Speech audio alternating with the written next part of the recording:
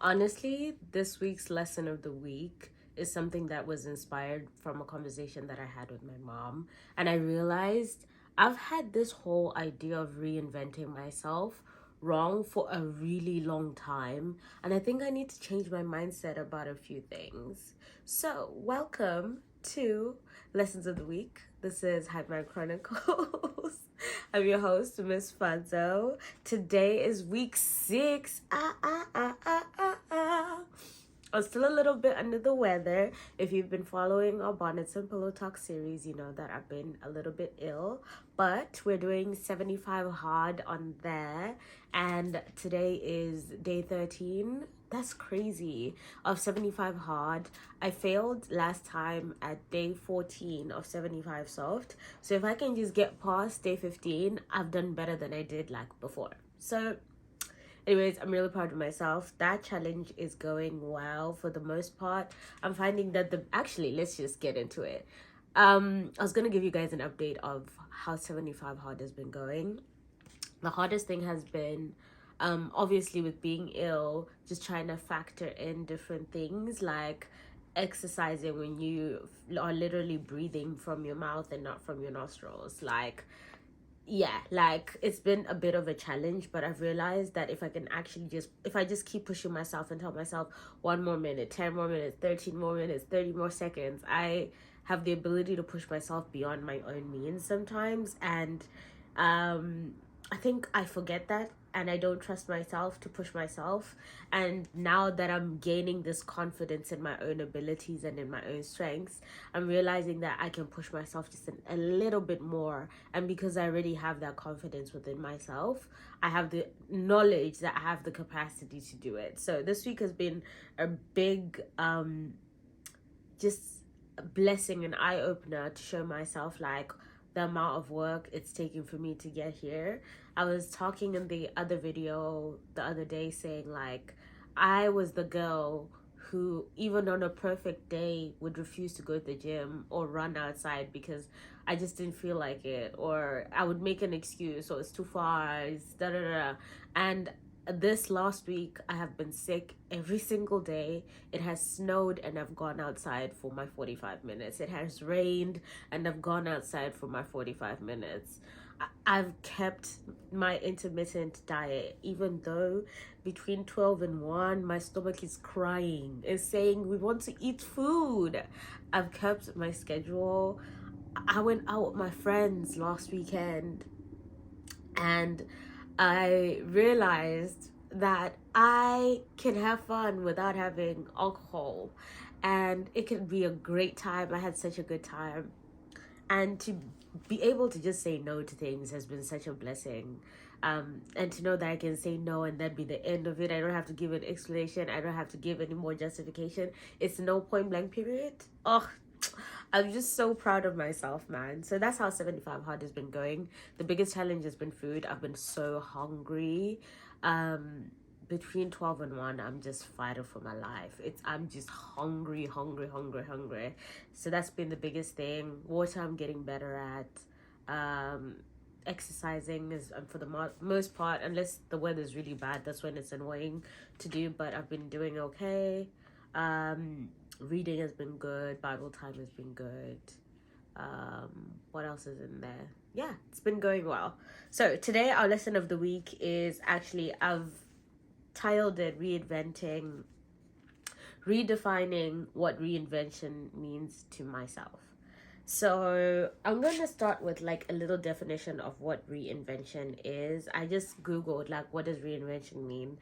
Reinventing what does reinventing yourself mean? Because I think reinvention has a different meaning.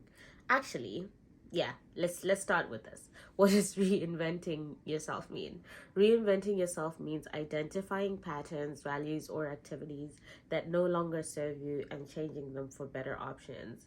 It can involve external characteristics like jobs or hobbies, appearance, relationships, and locations, but true reinvention also happens inside, in how you think and how you behave. It'll be different for everybody, but that's what makes it powerful. So I think for me, for the longest time, I always concentrated on the part of the external characteristics. Whenever I thought like reinventing yourself, I thought you're reinventing yourself as you enter into a new career. You're reinventing yourself as you move from like being a single person to being a married person. When you move like countries, when you want to change from one area of your life to the next area of your life, from like a level to level. I always looked at reinventing yourself as like this, like I'm moving from one stage of my life to the next stage of my life. And I was having a conversation with my mom this week, and I was just thanking her and saying, hey, like, thank you guys for allowing me the space to rediscover myself, because I felt like for so many years I was just walking around in the dark. I didn't know who I was. I didn't know what I liked. If somebody asked me like, what do you like? I really would sit down and be like, I don't know. Like, what do you enjoy doing? I don't know. What hobbies do you have? I don't know. Like, I got to a point where I just really had lost myself in the sauce. Like, I'm a very hard worker, and I got so lost in my work and in my education and in my businesses and all of the things that I do, that I forgot to just like embrace the source of who I am as a person. And I think this week my mom was telling me, like, she obviously said like, you're welcome, but she was saying, I want you to know, like, reinventing yourself and rediscovering yourself is going to be something that is just going to be an ongoing process as you grow and as you evolve as a person. And I think I afterwards sat down and really thought about what she was saying, and I realized that internal piece of it. And I have 3 lessons that I learned about redefining reinvention for myself. The first thing was I had to realize like reinventing myself is going to be an ongoing process, and for me to change my mind and my behaviors, I'm going to have to change every day. So it's going to have to be a daily choice. My mom was telling me that she even now she's constantly having to rediscover herself. And my mom is in her like like 60s, early 60s. So she's like older, and I kept thinking like sometimes I think I have this mindset in my mind that like I will arrive at reinvention. I will arrive at this point when I change this career, when I make this amount of money. I will.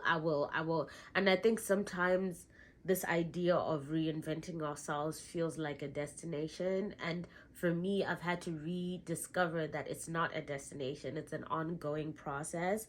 It's going to be something I have to do. I wrote in my notes, it's not something that like you don't arrive at reinvention. Like, reinvention is an ongoing process. You're constantly having to learn, you're constantly having to change your mind and evolve. And actually that's point number 2. I realized that reinvention is ever changing. In the definition that we just read, it says that reinvention is identifying patterns, values, and activities that no longer serve you and changing them, right?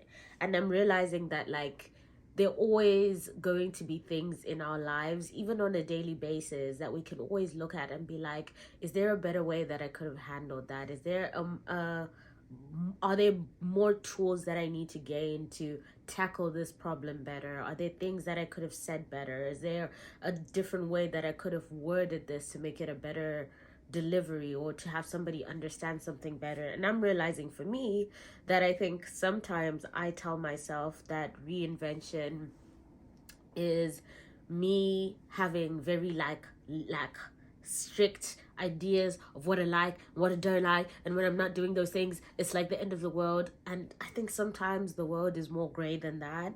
I'm realizing that like I can change my mind. Like, the more information I have, I can always sit down and be like, actually I don't agree with that anymore. And I think I'm realizing that I have to do a lot of self-work within myself to realize that there are some decisions that I'm making that are based on a version of myself that no longer exists. I am stuck on ideas and principles and philosophies for a person that is no longer here today. And I think sometimes realizing like I actually really need to rethink like what do I care about in a job? Not what does Roper from high school care about, not what does Roper from uni care about. Like, with the information that I have today about the economy, about my work experience, about the things I like and don't like about a job, what are the things I actually care about going forward with a job? And when I go into that next job, if there are things that I don't like, I'm allowed to sit down and be like, so these were the things I thought I was going to get, and these are the things I actually got. Do I like them? Or do I not like them? And I think for me, it's realizing that it's going to be an ever-changing process, and I'm allowed to change my mind, because and there's nothing wrong with changing my mind, because the other thing is sometimes I begin to demonize myself and be like, oh, but you made this wrong decision, you should have just made the right decision. And no, like, the decision I made at the time was the best decision based on the information that I have. And now, because I have more information, I can make a better decision than the decision I made then, because I didn't have access to that information. So I can let go of that burden of being like, oh, I need to blame myself. I need to, no. I need to forgive myself for blaming myself sometimes for things I just had no control of. There were things I just didn't know. There were places I just didn't know I shouldn't have gone to. There were things I just didn't know. And now that I have more information, I can make a better decision, and I'm always allowed to change my mind. And the third thing is that it's not always about finding new things. It's about remembering who you are.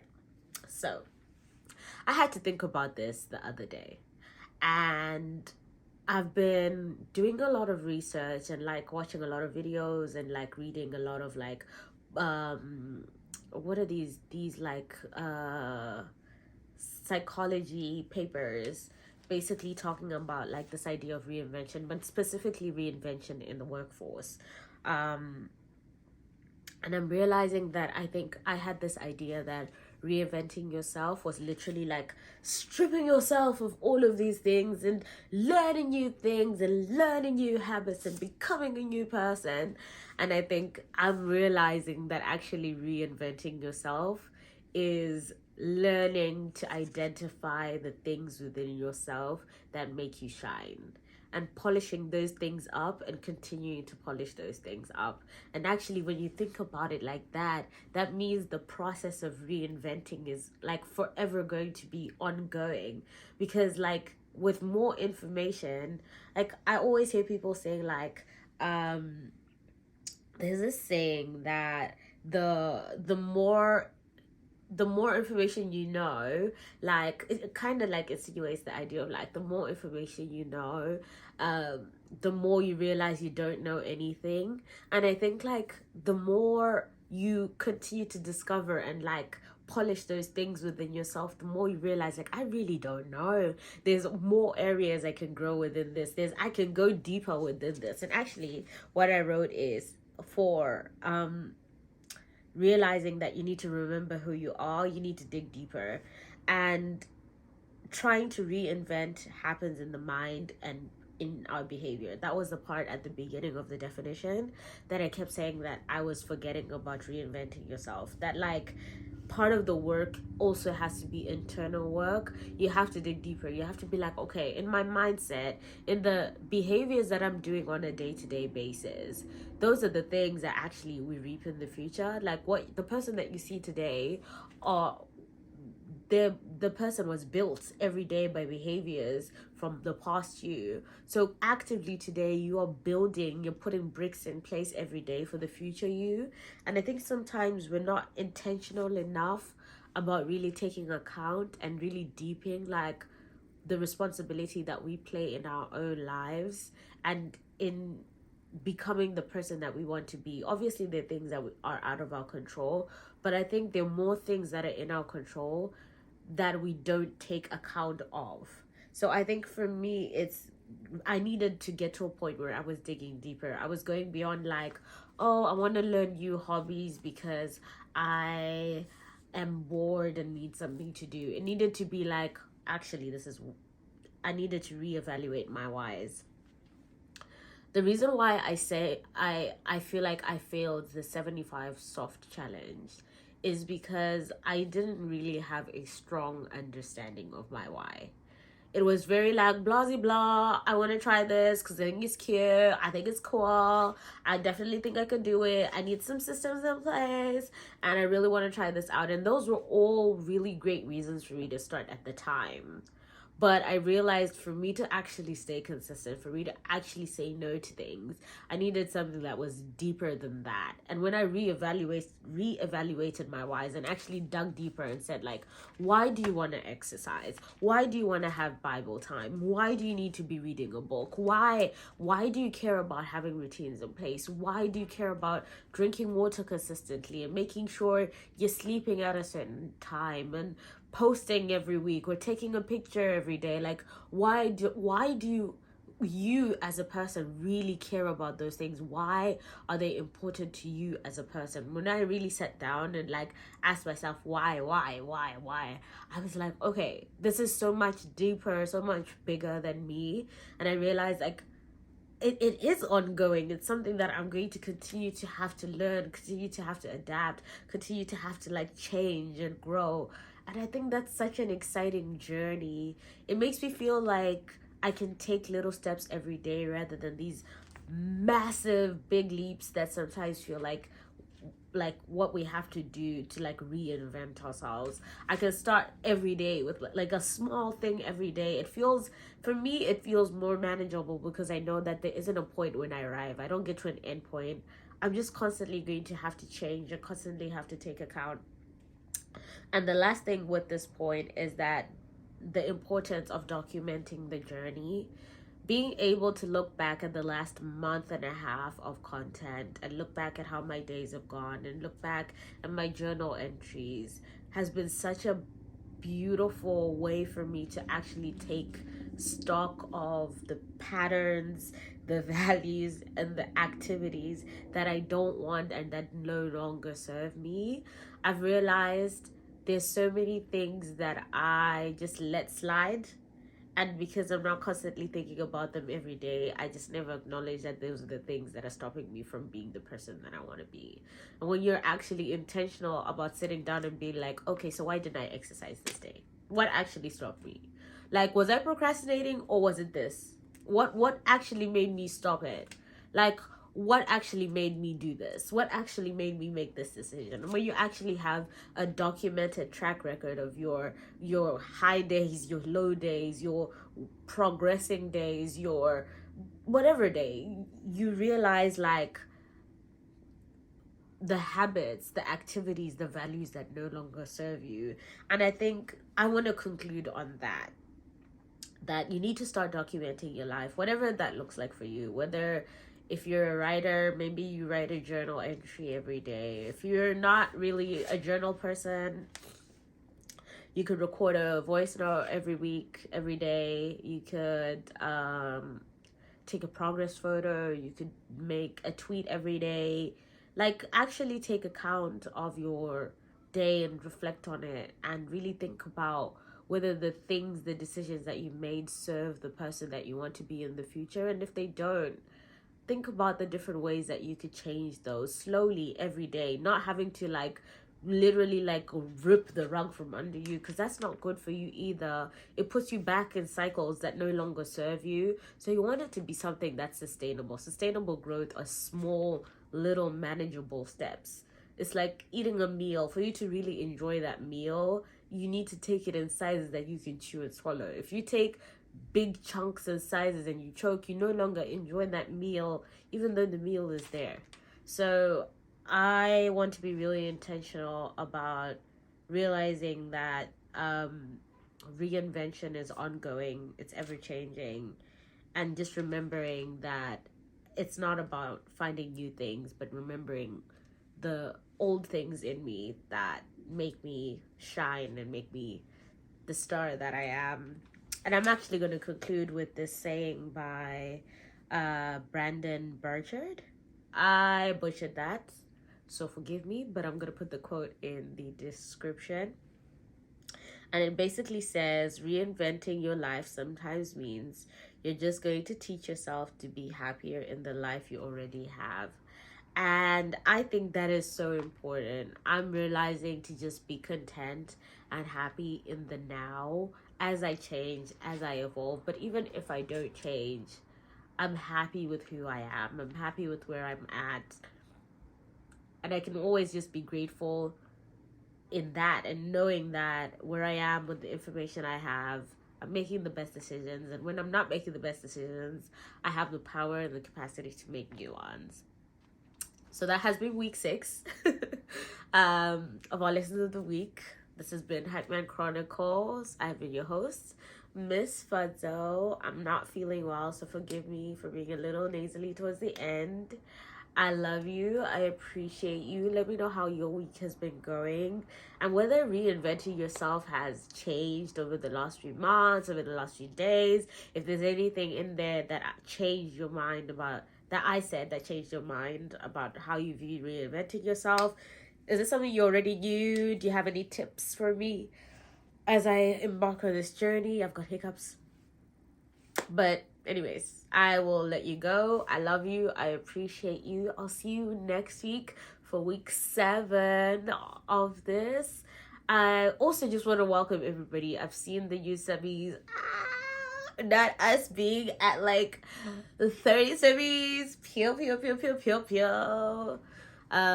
Yeah, let me go cook and eat and have some medication before the time is gone. But I love you. I appreciate you. I'll see you again next week. Bye.